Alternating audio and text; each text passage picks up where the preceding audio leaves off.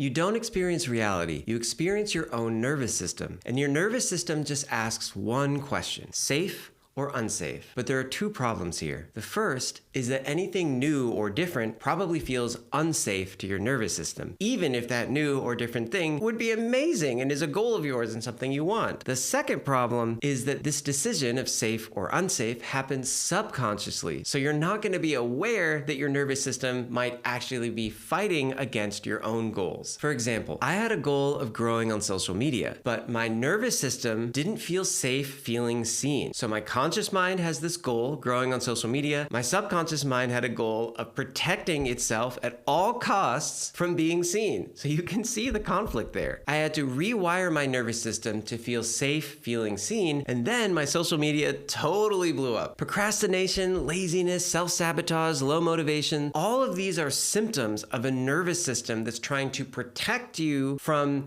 the unfamiliar future that it thinks is unsafe. So you need to rewire your nervous system to feel safe reaching your goals. Even if your conscious mind can't understand why a part of you would feel unsafe having more abundance, more love, more success, more health in your life, your subconscious mind doesn't work logically, and your nervous system will probably choose a familiar hell over an unfamiliar heaven. There are two ways to rewire your nervous system. The first way is through a gentle, consistent mindfulness practice, ideally in nature if possible. This can be meditating in nature or just being present. This will help rewire your nervous system over time. But the second way to rewire your nervous system are in the big moments when you feel triggered, when your nervous system flares up and you're not having a subtle lack of motivation or procrastination feeling, but you're having a big trigger moment. That's when, if you're in a safe environment and not in a life-threatening situation, you can make massive change in rewiring your nervous system. And the way that you do this is when you feel triggered, you're in that moment, don't give in to the reactive behavior. There's going to be a very specific, very juicy feeling that's going to feel good to do, that's going to be your reactive behavior to the trigger. You don't want to do that, because if you don't give in to the reactive behavior, you're forced to feel the uncomfortable feeling of the trigger in its entirety. And when you feel it in its entirety, it passes away just like a cloud. And then the next time you meet that moment, the trigger won't be as strong. If you keep resisting the reactive behavior, eventually it goes away. That's how you know you've actually healed that trigger. Now, to be clear, get out of the toxic relationship. Set boundaries with the triggering family members. This doesn't mean stay in these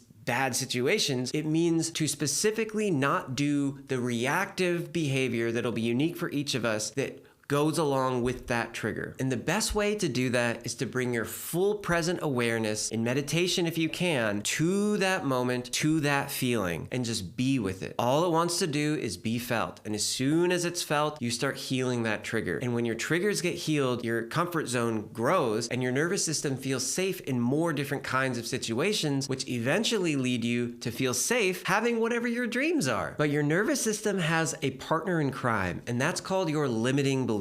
Together, they're working overtime to keep you stuck exactly where you are. So in the next video, I'll explain what your limiting beliefs are and how to start the 3-day nervous system reset challenge to help you rewire your nervous system and transmute and break your limiting beliefs. I'll see you in the next video.